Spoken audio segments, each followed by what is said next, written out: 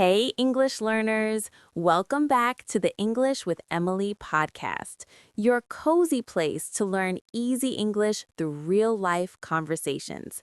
I am Emily. Yeah, and I am Aaron, and today I am a little bit scared. Oh, scared already? We just started. What happened? You happened. You gave me this idea.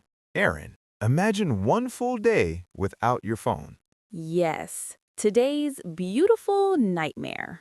Exactly. A whole day, 24 hours, no phone. No messages, no scrolling, no checking the time every 2 minutes. So, when you hear that, what happens in your body? Do you feel calm or do you feel, no, please, anything but that? Yeah, my thumb started to cry inside when I first heard it. Because for many of us, the phone is not just the phone anymore. Yeah, it is our alarm, our calendar, our camera, our music, our maps, our news, our games, our everything. And our escape.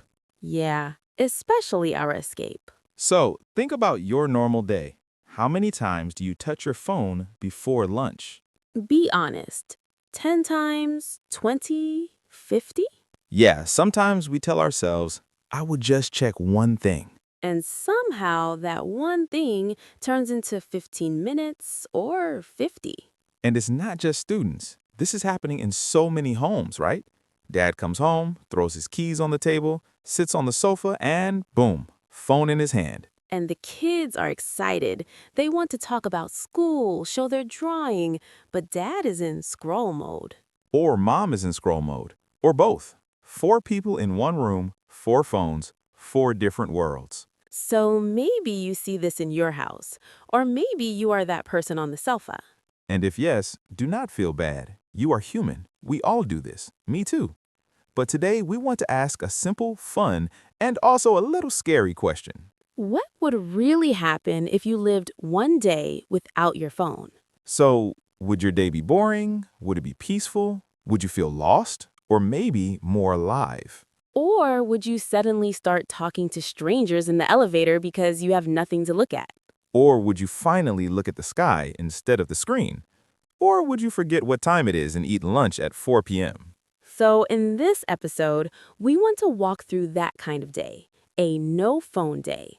Morning, afternoon, evening, all the weird moments, all the quiet moments, all the, oh no, I usually use my phone for this moments. And we want you to imagine this day with us, not as a big rule or a strict challenge, just as a soft picture in your mind. We're not here to shout phones are bad. Phones help us a lot. Yeah, we love our phones too. We just want to see what happens when we put them down for one day. And don't worry about the English. This is a B1 level episode, so if you are intermediate, it's perfect for you. And if you are A2, you can still enjoy it. If some parts feel a bit fast, it's okay. You can listen again later. Your brain will understand more each time. So you don't have to catch every single word. Just stay with us. Please Feel subscribe the to the story. podcast Feel the and tap pictures like in on your this mind. episode. And if you really like helps learning this more way, learners with find us. real conversations And in the real comments, feelings, tell us, would you ever try a no phone day? Just yes or no is fine. Or you can write one sentence about how you think it will feel. and be honest, if your answer is no way, I love my phone too much, you can write that too. We understand. Okay, so now imagine this. You go to sleep and you decide tomorrow I will live one day without my phone. You plug it in, you put it far from your bed, and you close your eyes. And then the next morning comes. No phone in your hand, no screen in your face. Just you, your thoughts, and your day waiting for you. What happens next? All right, let's jump in. Yeah, let's jump in with the morning because that is where the trouble starts for me. Oh, really? What is your normal morning with your phone like? Usually my eyes open and my hand moves by itself. I do not even say good morning to myself. I just grab my phone and start checking things. Yeah, same. I used to be a little obsessed with my notifications in the morning. Obsessed, like your brain cannot stop thinking about something, right? Exactly. My first thought was not, how do I feel? It was, who wrote to me? Who posted what? Maybe you know this too. Before water, before breakfast, before anything, it is phone time. On a no phone day, that moment is very funny and a little painful. Yeah, what happened to you? My eyes opened, my hand moved to the bedside table, and then nothing. No phone, just air. Your hand grabbed the ghost of your phone, Yes, my brain was like, "Excuse me? Where is our screen?" and you couldn't check the time, right? Right. Usually I exaggerate and say, "I checked my phone 1,000 times before breakfast." Exaggerate means you make something sound bigger than the truth, just to show the feeling, right? Yeah, it's not really 1,000 times, but it feels like that. On this day, I had to actually get out of bed and look at the real clock on the wall. Wow, old school, a real clock. I felt like I was living in 1999. Maybe you also have a clock in your house that you never use because your phone does everything. On a no-phone day, that clock suddenly becomes your best friend. So, after you survived the first minutes, what did your morning look like? It was strange. Normally, I sit on the bed and scroll for 10, 15 minutes. On this day, my hands were free, but my brain was not happy. Yeah, what did your brain say? It was like, "Come on, just one check, just one little video." The classic, just one. So, without my phone, the quiet felt intense for a few minutes. Intense, like very strong and heavy, not soft, right? Yeah, exactly. The silence was loud. I could hear the birds, the cars, even my own breathing. It was almost too much. Yeah, I felt something similar. I went to the kitchen and made coffee with no phone in my hand. Normally, I scroll while the kettle is boiling. Let me guess, you usually know more about other people's breakfast than your own.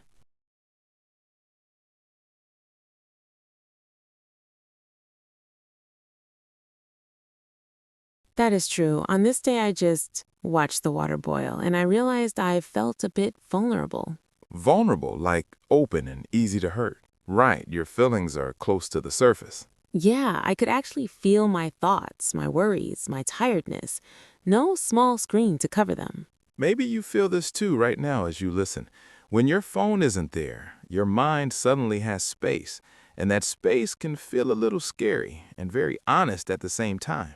Yeah, and for many of you listening, the next hard step would be going outside with no phone. So what about when you left the house? That's a big part for many people. Oh yes, leaving the house with no phone felt like leaving the house without shoes. Yeah, you felt like something was missing, right? Exactly. I kept touching my empty pocket. My brain was like, are you sure? Are you really going outside like this? Yeah, maybe you do this too when you leave the house. You touch your pockets and think phone, keys, wallet. On a no phone day, that little check suddenly feels very strange. In the elevator, it was the hardest. Normally, I look at my phone so I do not feel awkward. Yeah, the elevator escape screen. On this day, there was no escape. I just stood there with my face and my thoughts. I looked at the numbers, at the walls, at my own shoes. Did you talk to anyone? Not this time, but I did smile at one neighbor, and they smiled back. It was small, but it felt real. Nice. I had a similar moment at the bus stop. Usually I'm obsessed with my feed there. On my no phone day, I just watched people. A kid playing with a stone, an old man reading a real newspaper. I started to think, wow, there's a whole world outside this little rectangle. And you were actually in it, not just watching it through a screen. Yeah, exactly. And now let's talk about work or study time. That part surprised me. Yeah? How was it different? Normally, I work for 5 minutes, then my brain says, just check your phone quickly. It will only take a second. The famous just a second. We all know that second is a liar. True, that second turns into 10 minutes and my focus is gone. So on a no phone day, that second was not possible. Right. At first, my brain kept asking for it, but after a while, my mind started to calm down. I could sit and do one thing for a longer time. Yeah, and maybe you will feel this too. Without that small constant check on your phone, your attention can slowly come back to one thing at a time. Yeah, hearing this, I realized my own phone habit was really getting in my own way. Getting your own way means you stop yourself with your own habits, not other people, right? Yes, I was blaming time and stress, but actually, my own scrolling was blocking me.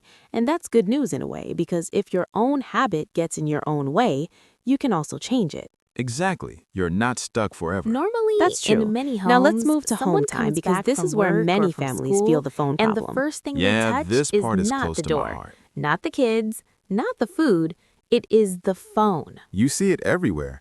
Dad on the sofa scrolling, mom at the table scrolling. Kids on the floor scrolling, One living room, four different worlds. Yeah, maybe you see this in your own house or at your friend's place. And when I saw this in my own life on my no phone day, something small but big happened. I came home and my hand went to my pocket, but there was nothing. So what did you do? I actually sat down and looked at my family.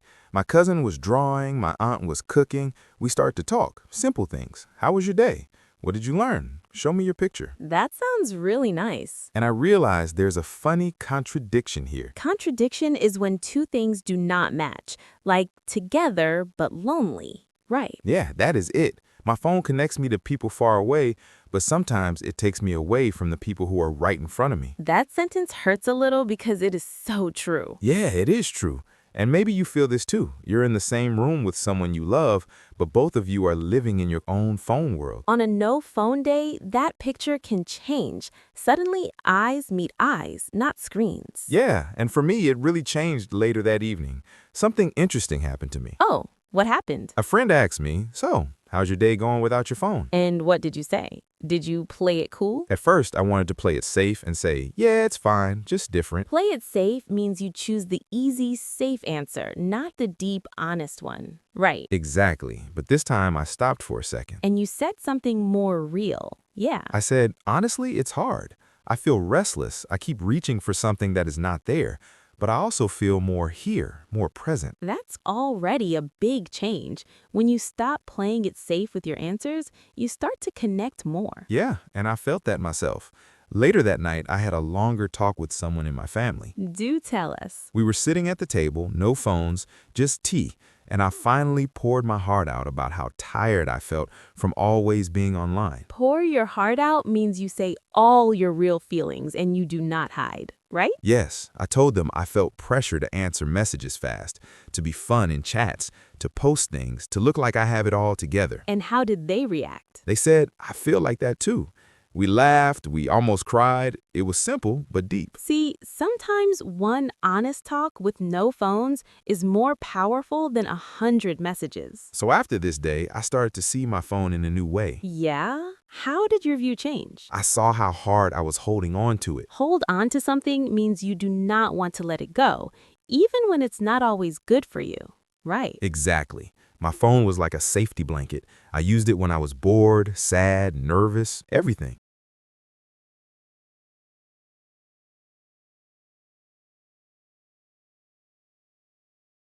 True in the same way. For example, it is a contradiction that phones connect us, but sometimes make us feel lonely. Or saying "I love you" but never calling is a contradiction. You can repeat contradiction. Now a phrase, play it safe. When you play it safe, you choose the easy, safe option. You do not take a risk. For example, when people ask, "How are you?" I play it safe and say, "I'm fine." Or, he played it safe and did not share his real opinion. Repeat, play it safe. Next phrase, get in your own way. When you get in your own way, you stop yourself with your own habits or thoughts. Other people are not the problem. You are blocking yourself. For example, I wanted to focus, but my phone habit got in my own way. Or, she gets in her own way by doubting herself too much. You can repeat, get in your own way. Now, a very emotional phrase, pour your heart out. When you pour your heart out, you share all your real feelings. You do not hide your emotions. For example, with no phones, he poured his heart out about how stressed he felt. Or, she poured her heart out in her journal after a hard day. Repeat, pour your heart out. Next one, hold on to something. When you hold on to something, you do not want to let it go, even if it is not good for you anymore.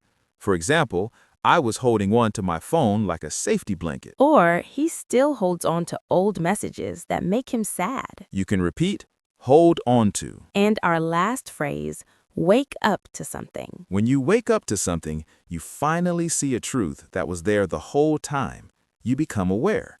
For example, after one day without my phone, I woke up to how wild it was in my life. Or, she woke up to the fact that she was always comparing herself to others. Repeat, wake up to. So those were our 10 words for today's word tour. You do not need to remember all of them perfectly now. Just choose one or two you like and try to use them this week. You can write a sentence in the comments with one of these words or phrases. And of course, you can always come back, listen again, and wake up to even more meaning the second time. Yeah, every time you listen, your brain catches one more word, one more idea, one more feeling. And if today's episode made you think about your own phone habits, that is already a big step. No pressure, just awareness. You are doing great just by being here, listening and learning in English. We're really proud of you. All right, we'll let you go and live your real life now, maybe with your phone a little bit further away. Yes, this is Emily. And this is Aaron. And you've been listening to the English with Emily podcast. Bye.